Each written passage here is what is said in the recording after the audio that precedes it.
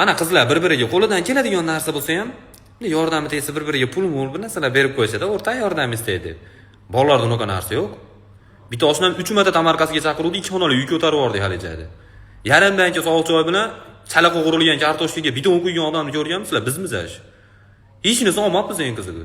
Qizlarda bir-birisida chegara bo'ladi. Har holda misol o'rtog'ini kutib tursa, kutib turaveradi. Yarim soatmi, 20 minutmi. Bolalarda unaqa narsa uflab yotgan xonamga kirib keladi-yu. Kasofati uyatmaydi hamda uydagilarga ham aytmasdan kirib kelaveradi.